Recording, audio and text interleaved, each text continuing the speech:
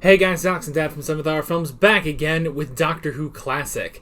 Last time around we had Planet of Evil. What was that one about? Well, kind of a misleading title. The planet itself wasn't specifically evil, but apparently somebody is out trying to find a antimatter solution to the fact that their sun was dying or they're running out of energy or something like that. Anyway, the people keep getting killed off on the scientific/military expedition, and the doctor has been infected so much that he's literally becoming, what do they call him, like anti-man? Yeah. But in trying to leave the planet with the antimatter, the planet essentially keeps trying to draw them back because you cannot take the antimatter into the matter unit. Anyway, it was very complicated. Interesting story, but very complicated when it comes down to, explaining antimatter to, 12-year-olds was probably beyond the, intelligence level of most kids back then. Yeah. I mean, I basically described it as Kansas City in space. And I still hold that it's a very apt description. So, you can't take anything from Kansas City, Missouri into Kansas City, Kansas. So, it's just something you gotta know. That's a rule of Kansas City if you ever go there. It's an American geographical, very obscure reference. Yes.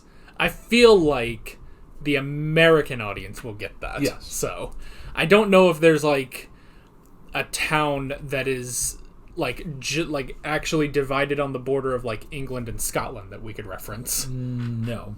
The only one I can even think about is Istanbul, which is on both sides of the Bosporus Strait. It's literally a city divided by a very large body of water. Yeah. So, or I guess if you want another American reference, I guess Minneapolis, St. Paul are right next to each other. Or if you want a weird DC reference, Metropolis and Gotham in Batman v Superman for some reason are right across the water. It's a tiny detail that nobody gets except for a very select few people, and I am one of them. So. And in the original comics, I think Metropolis was supposed to be based on New York City, whereas Gotham was based on Chicago. So they should have been, several hundred miles apart rather than across the bay from each other. Yeah, so one of the many flaws in Batman v Superman Dawn of Justice is that the cities are too close together. So, anywho, today we're on to, Pyramids of Mars? Which is just another 4-parter? Yep, just another 4-part. I think the last serial of this season is 6 parts. It's one of those, it's kind of like a double-edged sword of man, we always have so many episodes to do during the week, but at the same time it's but it's nice to finish a story. Yeah. I know going into episode 3, this will be wrapped up next episode, Yeah. And with a 6-parter, you can't say that, so...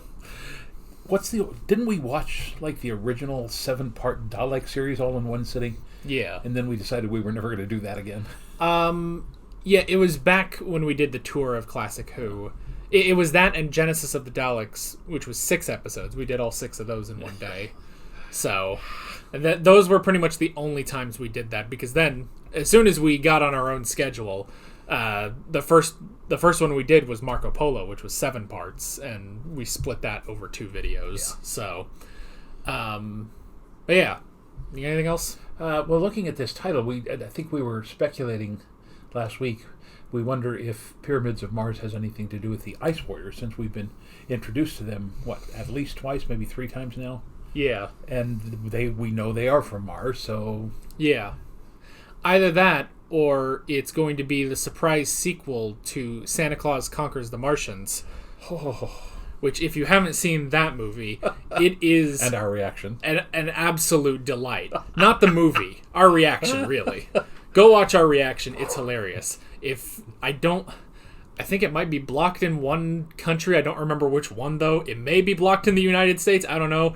If it is, let me know on Twitter or something. And Probably blocked in the North Pole. Yeah, I will get you a backup link to that, because nobody should be deprived of the pain and suffering we went through.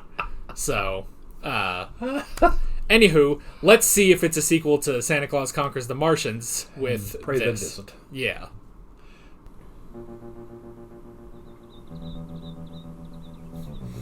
Well, if this is Mars, it got an upgrade. This is Egypt. Perfect. You're going to find the Millennium Puzzle in there. Untouched. It's going to be the start of Yu-Gi-Oh! Come back, I need your help. Superstitious savage. That wasn't very PC. No. It's the 70s. I don't know if they invented that yet. You don't wear your hat indoors, Doctor. No. Hey, Doctor! Doctor! Look what I found! Hello, Vicky. What? Where did you get that dress? I just told you, I found it. It's a couple seasons off from Vicky there, Doc. Why? Don't you like it? Yes, I always did. Victoria wore it. She travelled with me for a time. Well, as long as Albert didn't wear it.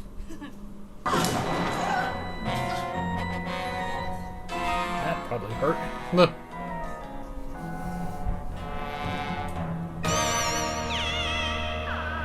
Well, that's terrifying.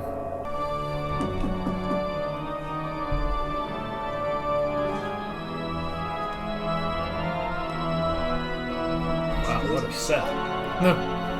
My name is Warlock, Dr. Warlock. I live in the village, and Professor Scarman he's clearly is not my evil. oldest friend. I'm Ibrahim Nami. Nice old lodge. No. Looks like the place where we lived in Herringswell. Utter humbug. That letter is a bogus fabrication if ever I saw one. Oh, someone actually used humbug, unironically. And I intend to prove it. I warn you, Dr. Warlock. Do not interfere. Are you threatening me? It is not Master I. Jedi. You must be the second unbeliever to die.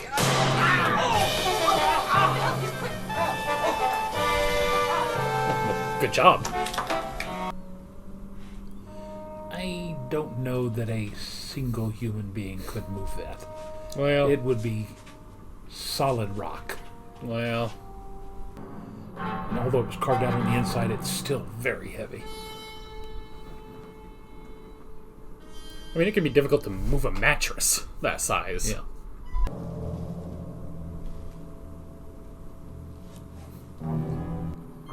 I was gonna say, it looks like he's missing a bit, but I guess they took it out, didn't they? Yeah. It'd be in the canopic jars. Oh, he did get shot.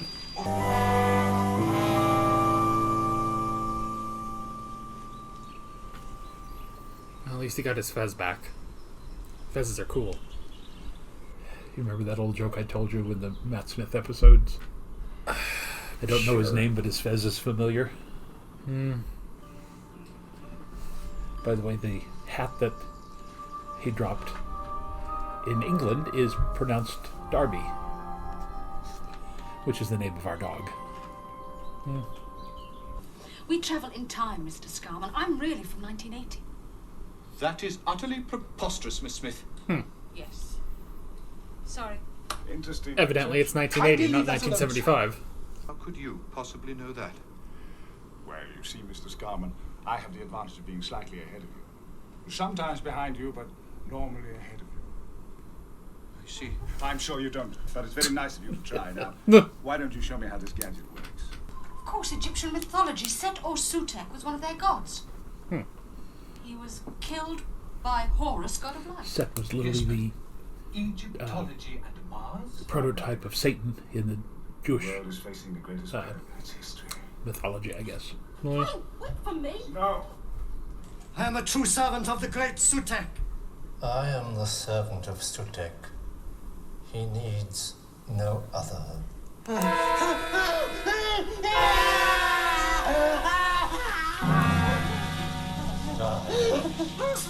I bring Sutek's gift of death to all humans.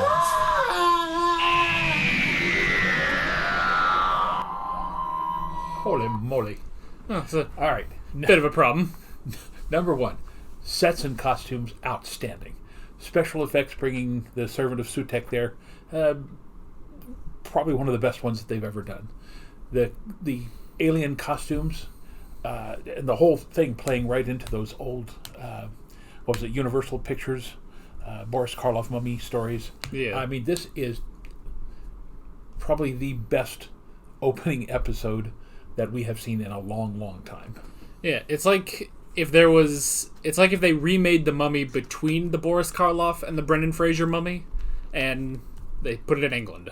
So, ironically, that's also what they did in the Tom Cruise Mummy movie. So, but that sucked, and this isn't that. So, I'm curious what this will have to do with Mars itself. Why is an Egyptian god coming from Mars? Unless they're gonna do a whole Thor thing of like, well, the Egyptian gods, they were real, but they were just Martians, you know? Yeah. So, I don't know. I think I had that as an idea for a movie where it's like, they think demons are invading, but then they realize they're Martians, which sounds stupid now that I think about it. So, never trust any idea I ever had as a teenager. So, anywho, and there's a part of me that almost wishes this was still back in Egypt. I mean, it's perfectly fine being in England and everything, but when they first opened that tomb, it looked so much like an old school episode, like a First Doctor episode, that I kind of like that. But I mean, still, this is all nice and good. So there's just one thing. Well, we have always said that the BBC does the historicals best. And Yeah. again, though the sets with the organ. I mean, that's straight out of what was it, Vincent Price.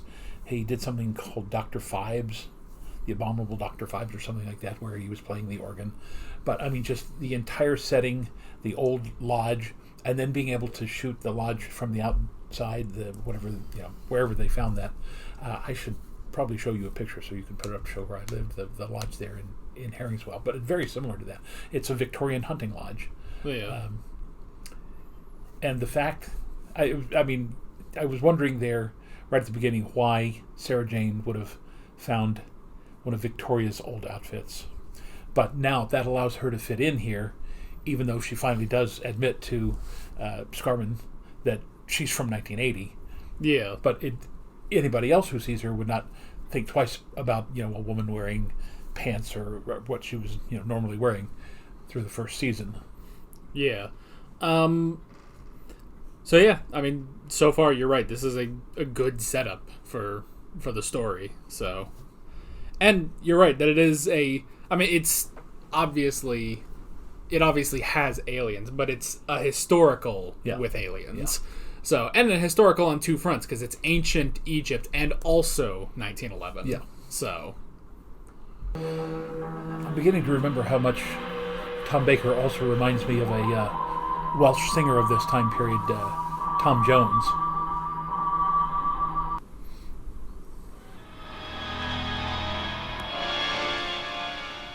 Marcus. He's looking cadaverous. Huh. But, I mean, talk about a great look for this time period. Take up the generator loops.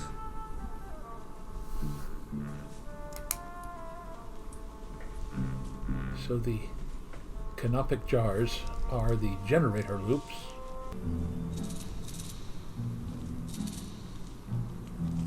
Country squire out hunting for some pheasant.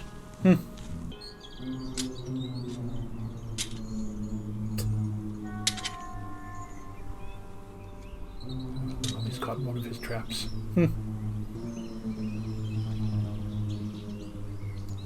Hard to do with oven mitts on your hand.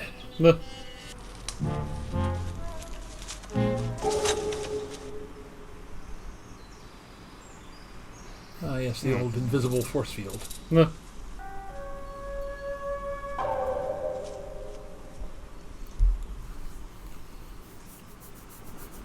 if he's a practicing mime.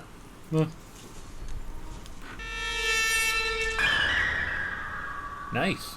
Holy Moses.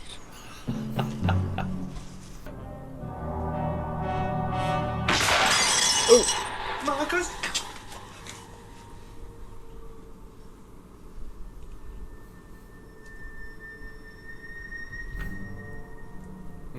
interesting effect. that is terrifying.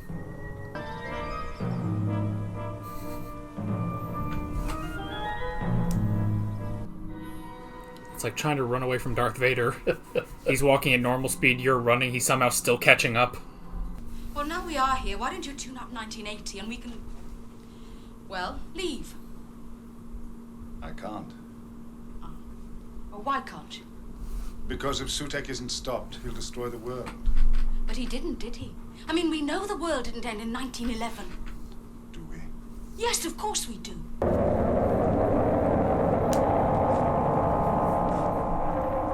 It's a trick! It's been a while since we've had to explain It's this. the world as Sutek would leave it.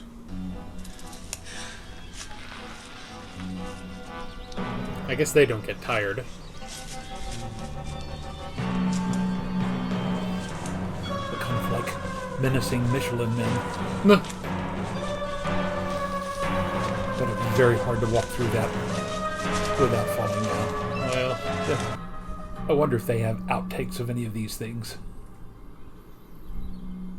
well, hopefully they're wrapped up enough so they just sort of bounce off. The monitoring system on Mars detected the fact and it triggered off an alarm signal. Rocket those robots are building. Will be aimed at the power source on Mars. If those warheads reach their target, Sutek will have released himself.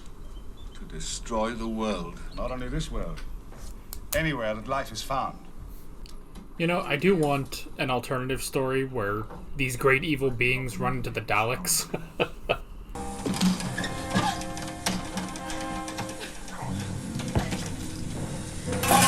Good job. Use the fires. Everything they're wearing is flammable.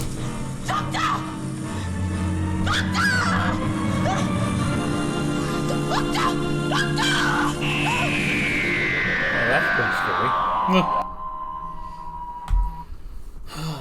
Alrighty. Always had comments about how the cliffhangers had to be not so scary that they would scare young children, but having Sarah being choked to death, Well, that nearly crosses the line, I would think. well. Okay, so here's just one little thing. This is nothing on the story. This is nothing on anything. It's just a tiny little observation because I'm an a-hole like this, okay? So Horus, the alien, creates this whole thing to imprison Sutek forever because he can't kill him. And all it took was one British guy to walk in and everything has gone awry. But think about this. No one expected in that time period, this is 2,000-3,000 BC, no one expected the tombs of the pharaohs, these other tombs, ever to be opened. I mean, the Egyptians would have never thought of that. Of course, later, when the pharaonic dynasties died out, the grave robbers and things like that. But even so, many of these tombs, like Tutankhamun's, were buried and therefore were not expected to be found. So, I mean, they're going off the premise of what we knew back in the 1970s, that most of these were never expected to be disturbed, and then others were never to be found because, shifting sands in the desert and all that. So Yeah. I understand what you're saying, but again, given what we knew 50 years ago, it makes sense. Yeah. And again, it's just a minor thing. It's not really a criticism on the episode or anything. No, again, as far as the costume sets, everything, and the writing is very good.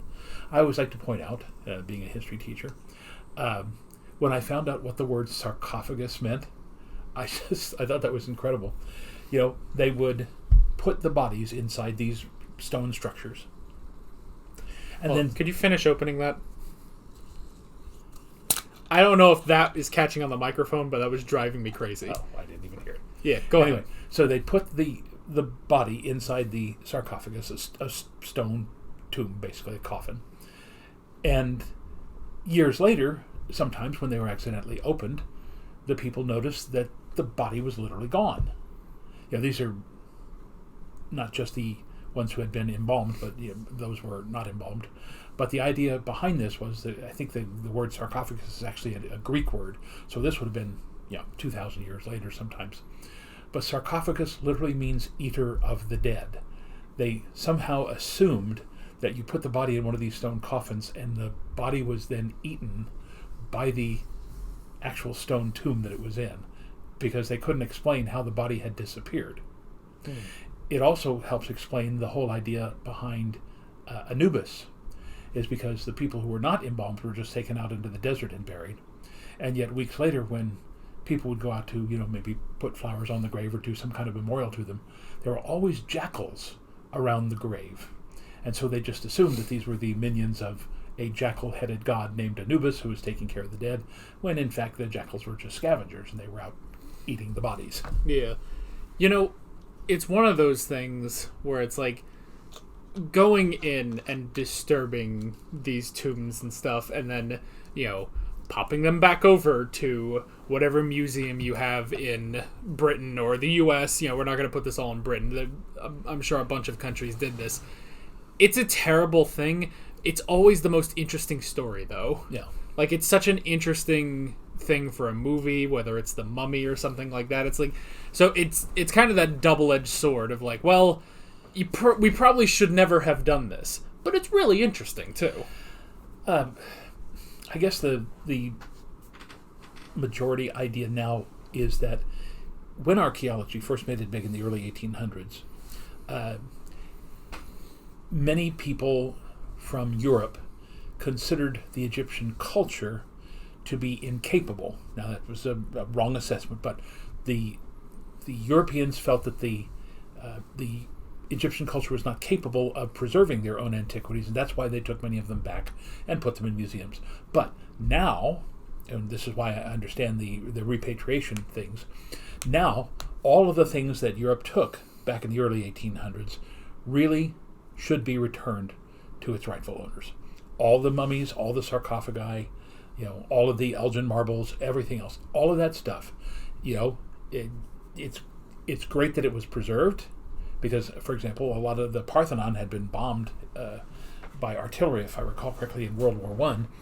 But all those things that were saved now should be returned. There should be no appropriation of that culture's artifacts and antiquities. Yeah, and they do that, and I know you hate it, but they kind of have a bit of a story like that in Yu-Gi-Oh! Actually. And actually, this is in the original Yu-Gi-Oh! Before the card game took over the main plot. But it was basically that they had these artifacts brought to a museum in Japan, and actually there was someone whose family, like, for thousands of years had watched over this stuff, and he went and did this whole shadow game punishment on the museum curator, basically. So it's interesting stuff. If you want to get into Egypt, Yu-Gi-Oh! Is a good way, but then you get the other stuff later. So just, the Egyptian god cards, they're not entirely accurate, They're close. They're slightly close. They're in the same facsimile. One of them is called Ra. All right. And in the Japanese, one of them is called Osiris. So, there you go. So it's pretty close. And there's also another another card called Horus, specifically. But the main villain of the original Yu-Gi-Oh! Movie, Anubis, it's not that close. That's a little too far off from Anubis. So yeah, if you have not studied world history in primary school, then definitely take it at university. It's something everyone needs. Not just the Eurocentric. I mean, I was raised on Eurocentric. That's because that's what we had in the 50s and 60s. But since then, I have tried to branch out and learn more about African culture and Asian culture and indigenous culture here in North and South America, and in the Pacific Islands. So, I'm certainly not an expert on any of that, but I did try to expand my horizons beyond just the Eurocentric version. Yeah. And go watch The Mummy. Not that I was, at the very least, not the Tom Cruise Mummy. Find a different version of The Mummy that's better than the Tom Cruise Mummy. Or, I don't know, I really enjoyed Moon Knight with all of its Egyptian stuff and finding the Tomb of Alexander and stuff. That was interesting. So, anywho. And watch this episode of Doctor Who, as we shall now do. Immediately thereafter, you will find and kill the humans. As you direct, Master, so it shall be. So let it be written, so let it be done. But Sutek's tomb is in Egypt. Scarman came here through the time-space tunnel. It's a two-way mechanism. But if you go through it, Sutek will kill you. Wouldn't it be better? No, it wouldn't. Take the TARDIS. Yeah. Give me the missiles of aim. Wouldn't what be better? Wouldn't it be less risky simply to blow up the projectile? With what? Blasting gelignite. I was gonna say, I don't know if the RAF has been invented yet. Notice that the door has a curtain on it. That's because there's no central heat, and that helps keep it warm in the wintertime. I've told you that Victorian lodge that we lived in, there was a bathroom along the outside wall where the water in the bowl actually froze in the wintertime. All life is my enemy. All life shall perish under the reign of Sutek the Destroyer. Only Sutek shall live.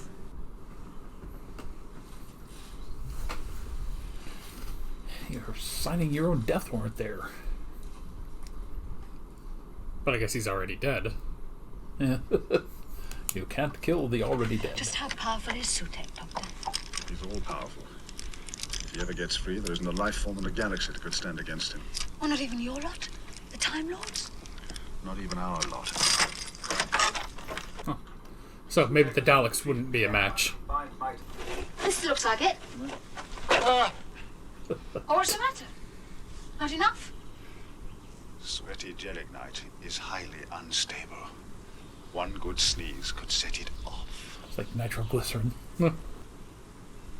Sorry. No sign of any detonators or fuses. Nope. Nope. Nothing else. Perhaps he sneezed. How do we explode it? I don't know yet. He's being very grouchy. Well, These bindings are chemically impregnated to protect the robots against damage and corrosion. An impenetrable disguise, wouldn't you say?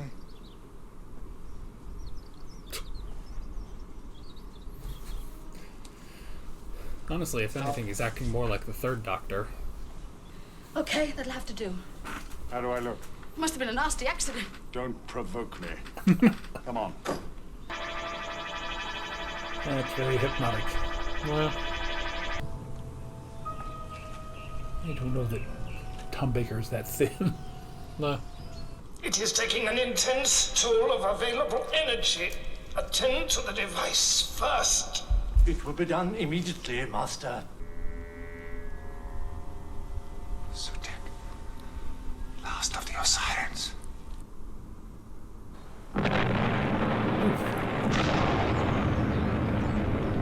All he had to do was just whisper to him. Well, good job.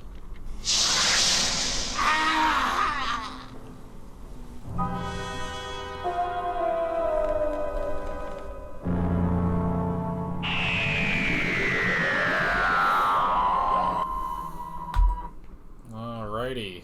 That's part 3. Oh.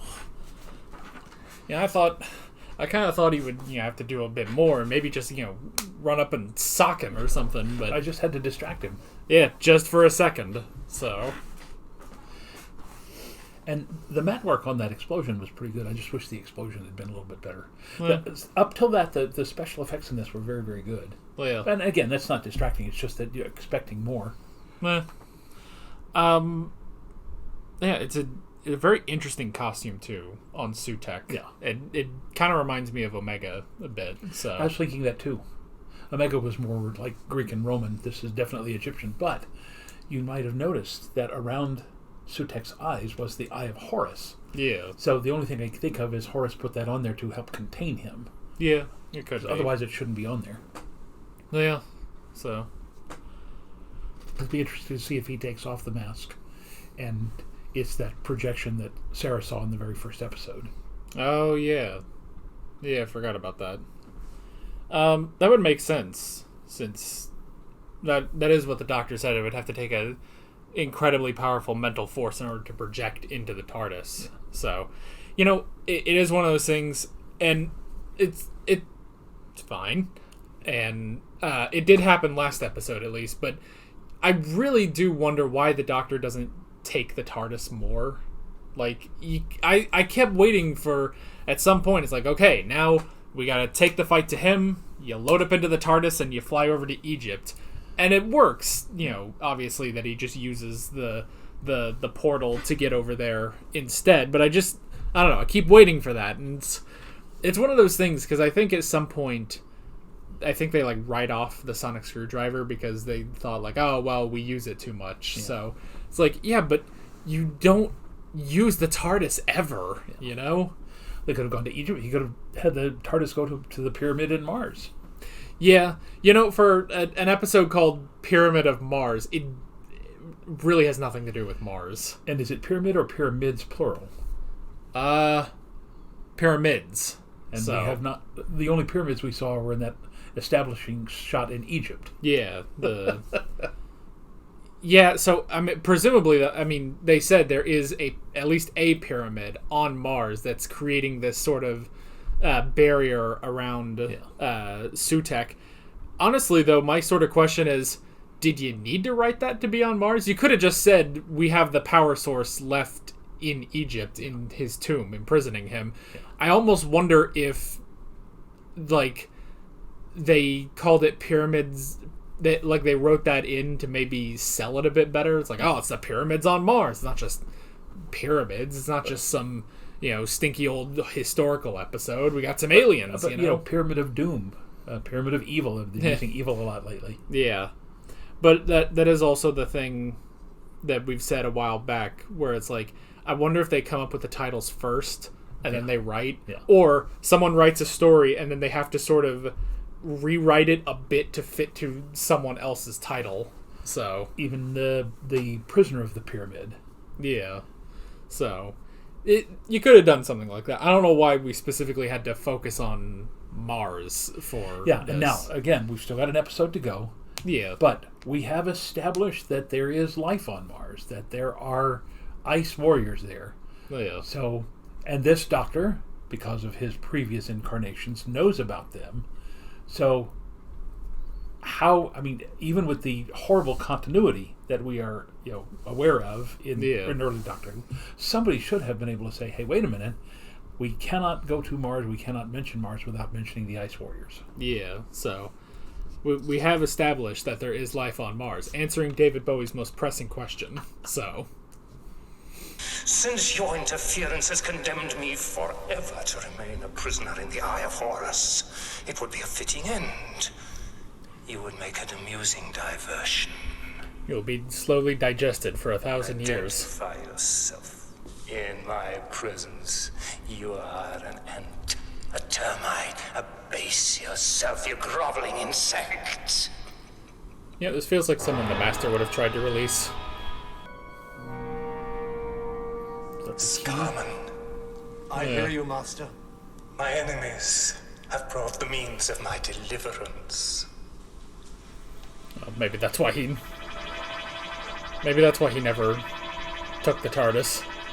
Obviously, the length of the lines provide a scale of measurement. That reminds me of City of the Exelons. Don't touch anything. I wasn't Well, going- don't. One false move, we could be blown to perdition. Feet and inches one side, meters and centimeters the other. Let's see.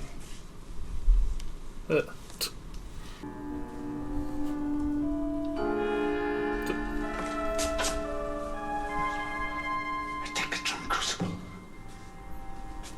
Keep calm. Ray shields. Keep calm. Don't worry, R2 will be along in a minute. If I were to ask your fellow Guardian the question, which switch would he indicate?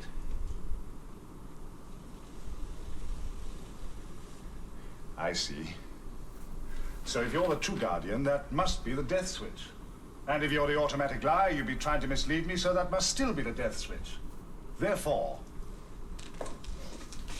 this has to be the one we want. Come on. Well, that was pretty easy. There it is. Destroy! Destroy! Free at last!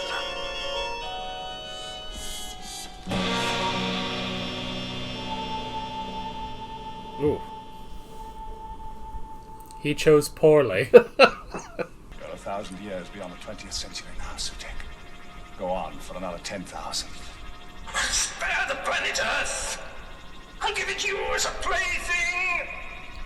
Release me! No, Sutek. The time of the Osirans is long past.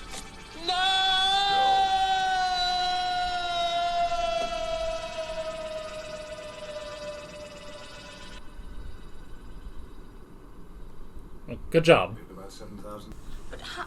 time radio waves take to pass from Mars to Earth. Oh, so the Eye of Horus was still holding Sutek for 2 minutes after it was broken. Yes. You know, the Egyptians called him the Typhonian beast. Doctor! It was careless of me. I forgot the thermal balance would equalize. Listen, this priory was burnt to the ground, remember? Yes. Perhaps it is time we were leaving. We don't want to be blamed for starting a fire, do we? No. We had enough of that in 1666. The Great Fire of London.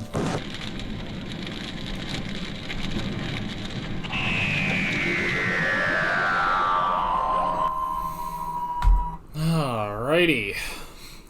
All right, a somewhat less dramatic denouement. I mean, it was clever, Yeah. but it reminds me what was she said the Exelons, Yeah. where you had to solve all the puzzles to get through. Yeah.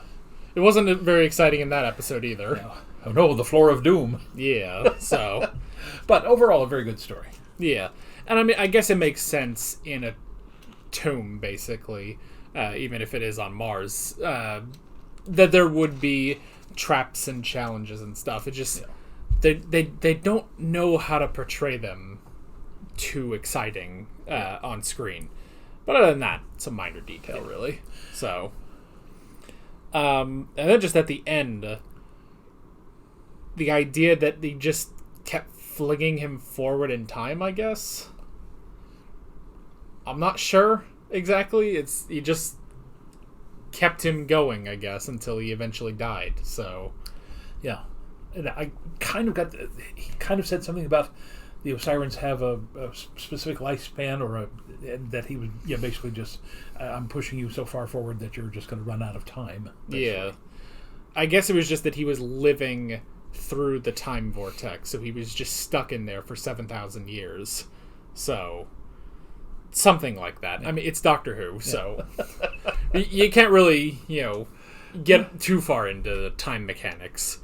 But yeah, I mean, overall, still a good story. And again, a nice little turn there at the end where they set it up in the first episode that unit was built over the wreckage of the old priory, which had burned down, and then when they are ending, the whole place catches on fire. They go, oh, let's let history repeat what it was supposed to repeat in the first place. Yeah. It's interesting how he also talks about the London fire that happened? Yeah. It's interesting because we've already seen him be the cause of the burning of Rome. Yeah, that would have been a nice little mention, too. Yeah. But still. It just means that there's more fires that the Doctor is blamed for. So hopefully he's not as excited as he was about accidentally burning down Rome. So, alrighty. It is also very interesting. Just the characters that just sort of came and went during this one. Like, I thought we were going to keep some of these characters around the whole episode. Like, the one we mainly kept around was Scarman. Who was the actor that played him? He was really good. I'd say got the great look. Yeah.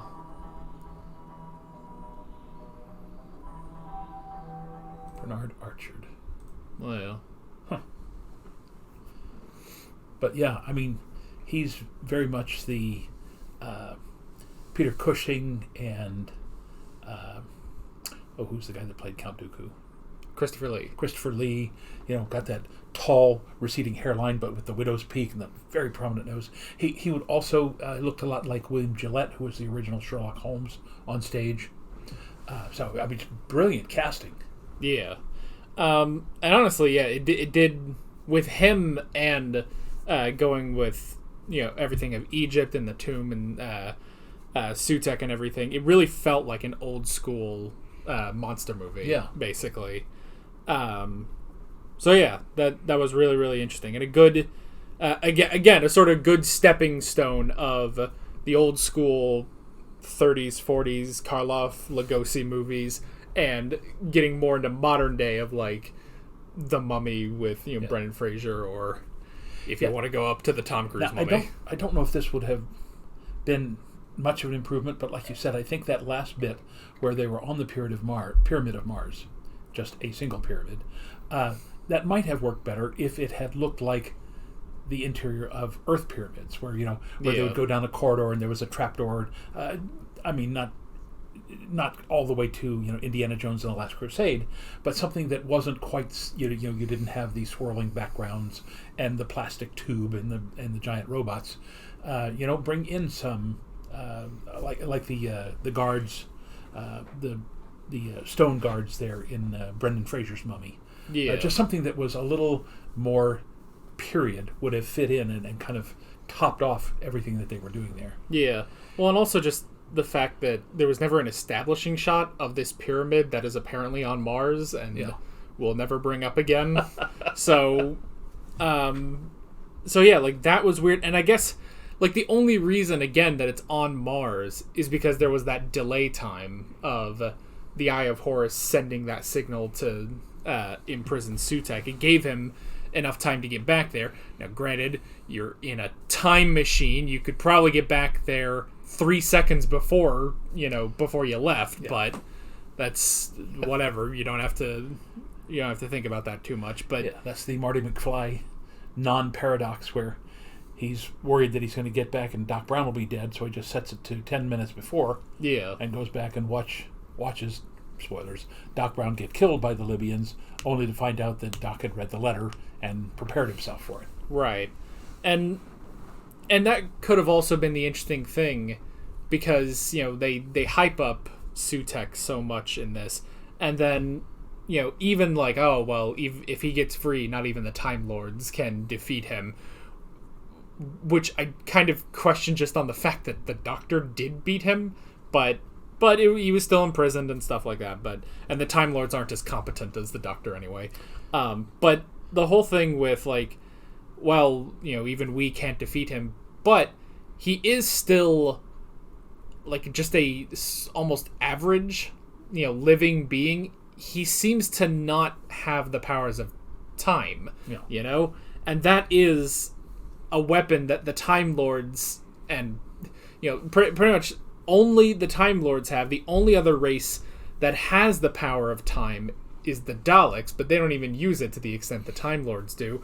So I like that at the end, that's how you defeat him, is that you basically just bombard him with time until he eventually dies. But I don't know, it's just sort of an interesting thing. The Time Lords wouldn't be able to defeat him, even all of them. And then just the whole thing of like, if you just went with that, like, well, I was able to defeat him because I went back and got there before he could ever get out, and then bombard him with time, instead of, well, there was a delay between the pyramid that was for some reason put on Mars and his imprisonment on Earth. So it actually would have been hilarious if I guess you could have kept that, but instead of the pyramid being on Mars, if it was just the Aztec pyramids. So it's something on the other side of the world. You still have to get there relatively quickly, probably quicker than that. But then, there you go. Why are there pyramids on two different sides of the planet? I think those would have been Mayan pyramids. I'm not sure. The Mayan pyramid, yeah. Aztecs had pyramids. But yeah. But then that could... Yeah, good thought. Yeah, and then that's why, oh, well, the Osirians, they went to Egypt, and then they put up another thing in South America, too. Yeah. So... But yeah, in terms of like characters that I thought were going to stick around, was it Namin, the Egyptian? Yeah, good character and dies in the first episode. Yeah, which I mean, then we get Dr. Scarman, but still, But he was really interesting, and he was, he was an Egyptian, clearly played by a British guy, but not in a too obvious. It didn't look that offensive to me. Yeah. So why don't we see? The old Numan wouldn't be in this one. You have to go back to the first episode to see who played that. He'd be in episode 1. Peter Maycock. Mayock. Oh, yeah. Now, here's the thing, though. If I recall correctly, Egypt had been a protectorate of Great Britain. I don't know if that was before World War II or after World War II. So there would have been basically people of Egyptian heritage living in Great Britain. So we'd have to look him up. But Peter Mayock may have been a British Egyptian citizen. Because, I mean, he certainly looked the part. Not that there's a specific look, but he looked very different from Scarman and very different from Warlock. And, it was just, it was very good casting. It's not like some of the other things that we saw, like back during Marco Polo and some of the other ones. Yeah. Well, and I don't know when this is coming up, and I'm afraid of this, but there is an episode in the Fourth Doctor's era where I'm pretty sure there is a very terrible Chinese stereotype character. So we'll get there when we get there, and we'll cringe there when we cringe there. But I know at some point that'll show up. I mean, granted, we've got I think someone said that Tom Baker sticks around for 10 years, so we've certainly got a while before that could show up. I thought I had read that he was only there for 7, but either way, longer than anybody else. It is a long time, so... but let's see.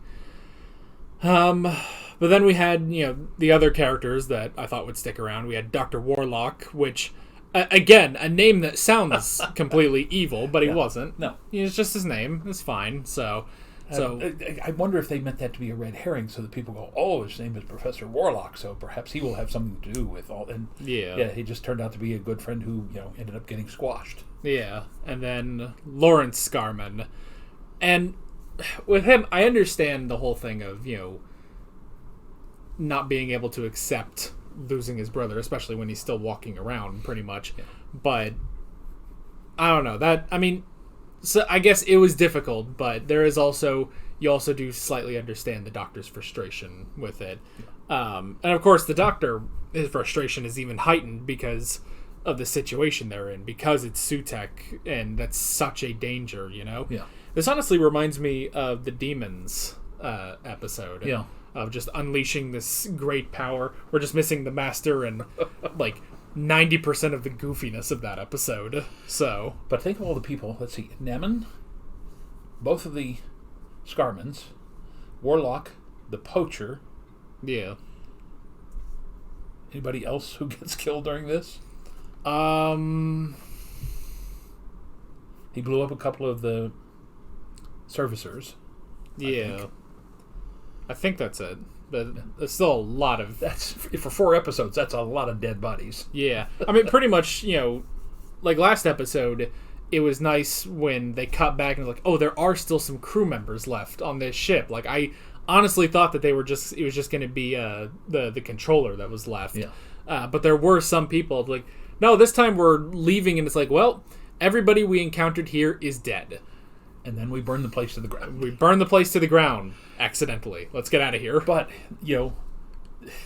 and I realize this is something that I don't know that many people back in the 70s would have thought of. But if you had that many dead bodies and a huge fire that burned down a building that size, there would be a massive investigation. Yeah. That's not just the local police. They'd be calling in Scotland Yard and probably MI5 or MI6, whatever it was by this time. They'd get everybody in there going, what the heck's going on here? And that's, again, probably leading to the creation of UNIT, because they might have found some little bits of that robot in there and went, I think we need to worry about extraterrestrial intelligence. Yeah, that's true. I can't remember if modern Doctor Who has given the origins of UNIT yet, or if they have, they might have done it 3 times, so I don't know which one counts anymore. So I could have sworn even just as recently as the most recent season, there was something about the origins of UNIT, but I can't remember. So there's also one episode where where they do actually meet the Brigadier's grandfather. So I'm trying to remember, does he factor in or does he not factor in? I can't remember. So yeah, this could also be part of that with just where this was set up, and if they find these robots, and I mean the bandage, the mummy wrappings, they would still be there. They should still be there because they said they're pretty indestructible. Yeah. So yeah, let's see. And then we had everything with building the rocket, the rocket, which unless that kept going under the ground, was it just a pyramid that was the rocket? That's what they seem to imply, but the pieces that they were putting together struck me as being parts of an actual missile, which would have been launched out in the British countryside and then made its way all the way to Mars. And again, unless it was in an incredibly remote place, there were no missiles at this point. By 1911 there were barely airplanes flying. So again, it's worth thinking way too much about this. Yeah. But again, if it was just the pyramid, then if that were to take off, people would go, "Oh, flying pyramid!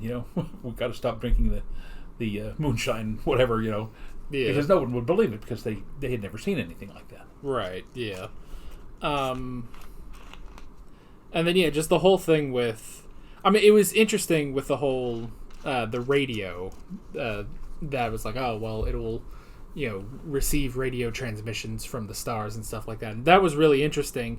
But again, it just feels like it doesn't belong in this episode. Like, it feels like it should be in a separate episode about, sort of early space exploration in the 1900s. But we didn't really need any of this to be connected to Mars, Yeah. Like you said, having the pyramid either that he was buried in either in Egypt or in Central America, that would have been fine. But the radio, now that was something. It would not become commercially viable for about another 10 years after this. But they had been experimenting with radio since the 1880s, if I recall. And this idea that this guy says, knowing that we can send radio waves here on Earth, he theorizes it's possible that we could receive radio waves from somewhere else. He's not obviously as advanced as what we are now, but the idea that he was actually looking for extraterrestrial signals in the early 1900s, that's pretty cool. Yeah. And when I say, we didn't need anything about Mars or anything like that, the whole premise still works of Sutekh and the Osirians and Horus all being an alien species. Yes. That part still, yes, that really works. Which is also sort of playing on, although plays a little bit better than with Kronos in the Time Monster. That's what it was called, the Time Monster. Where it's like, oh yes, we have, this god Kronos and Atlantis and stuff like that, but it is sort of this extraterrestrial force that the Master again tries to unleash. That's why this feels like a Master story. So, and who knows, maybe this was something left over from the old Master days. So, and honestly, because it's like what I said, the Fourth Doctor, with all of his frustration, he really felt more like the Third Doctor in this episode. So, but they definitely went the Thor route of them being aliens. So that was really interesting. It's just that they happened to land on Earth in Egypt, and they finished up their business, and the Egyptians were like, cool, I guess we'll worship you. So that was pretty cool. And we've talked about that before, the chariots of the gods. Yeah. Where the extraterrestrials came down and helped the Egyptians advance their civilization and then left. Yeah. So and again, there are carvings, hieroglyphs basically, in Central America that also seem to suggest that the Olmecs or the Mayans and some of the other Toltecs and some of those also conceived of an idea of people from above, because there's literally stuff that looks like a single-person spacecraft with a guy with a helmet on, or some kind of large bubble-like head. So these stories have persisted for probably hundreds of years, if not thousands of years. Yeah. But it's just interesting that they can take it. And again, I think you're absolutely right. If this had been simply set on Earth the entire time, it might have played a little bit better. Not that it didn't play bad. Yeah. It's just that the first 3 episodes are outstanding, and that last episode, I'm not saying it dragged, it certainly fulfills its purpose, but again, too much like, oh look, the floor is puzzles. Yeah, like, or if this could have also maybe worked a touch better if it was all in Egypt and it was all sort of going through tombs and stuff, because then you have that throughout the whole episode of interesting maybe puzzles and stuff to solve, and puzzles that make sense instead of just like, well, yes, this is a key and you just have to figure out all this math that only the doctor understands, and he's using his scarf and holding it up and up, it's the button, all right, good job. So yeah, it's just sort of that last part of the episode, just putting it on Mars. So I do like your idea, though, because, again, the idea of needing some distance to be able to travel faster than the radio waves, that after what had happened in Egypt, if they had imprisoned Sutekh in the New World, where, again, the aliens would have known it would have taken thousands of years for Europeans and Africans and Asians to reach. So that would have made great sense. But, overall, this was an interesting serial, and I really enjoyed it. Yeah. I can hear in both of our voices we're trying to get ahead of comments. So I can hear it as we're talking. We're trying to get ahead of it. So what else?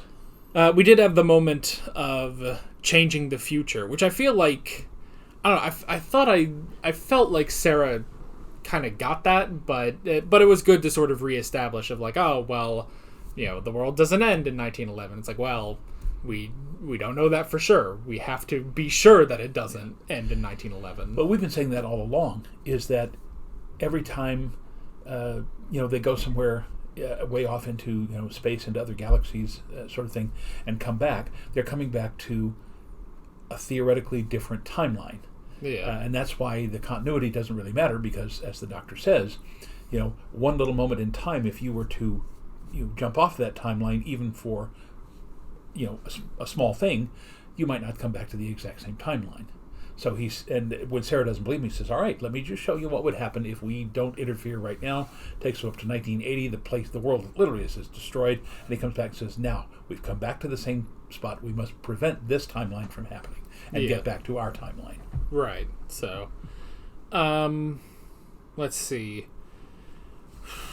We did have the explosion of the rocket, which I like, that is just that momentary break in his concentration, which makes sense, but I like that it was so simple of just whispering, basically just going psst, and it exploded. Yeah. So, well, he did say it's taking all of my powers of concentration, right, to hold in the explosion. Yeah. It was just it was kind of funny, and maybe that's also just because it was the Doctor whispering to him and stuff that made it all the funnier. Yeah. So, and then we had everything in the pyramid. We had the riddle that the Doctor easily figured out. So, well, that's a very old one. One person tells the truth, one person tells the lie. So what you have to do is phrase it, if I were to ask you this question, that way the liar would have to lie and the person telling the truth would have to tell the truth. Yeah. So that was interesting. And then, just the whole ending. I like that the way of beating, this all-powerful alien god is using the one thing a Time Lord has at his disposal, and that is time, basically. Because, when you have, all this stuff of these incredible aliens and stuff like that, even down to, you get to the Time War and the supreme power of the Daleks, and then you got this, this old chap in a blue box, and he somehow beats them all. and I like that, but that is the one thing at his disposal, is he's a Time Lord with a time machine, and he's able to use that because time is this sort of, I guess, even just this greater force. It's at the very least what everything in this universe is subject to. Yeah. So that was good. Again, slight hiccup with having the pyramid on Mars, but it's a slight hiccup. It's nothing. It doesn't erupt into a full hiccup fit We're all good. It's all nice and fine. So, my analogies are getting worse as time goes on. Worried you were going to, get into a full-fledged burp there or something. Time burps. Exactly. You got anything else? I got nothing. All right. What's up next? What do we got next week? We've got the Android Invasion. Oh. All right, then. That sounds like the Cybermen, aren't they? Well, they were cyborgs, weren't they? Yeah, they're cyborgs. Not so, androids. yeah, this is the crossover with Star Trek: The Next Generation that hasn't started yet. So, this is when lore shows up. Anywho, with all that being said, we're Alex and Dad from 7th Hour Films, and we will see you guys next time. Take care. Alright guys, thanks for watching this video. There's a bunch of links on screen if you want to go click around to any of those. There's a playlist for all of our Doctor Who classic reactions, as well as another playlist for all of my modern Doctor Who reactions if you want to go check those out. There's also a subscribe button and a Patreon button on screen, as well as other links in the description if you want to go check out any of those. See you guys later.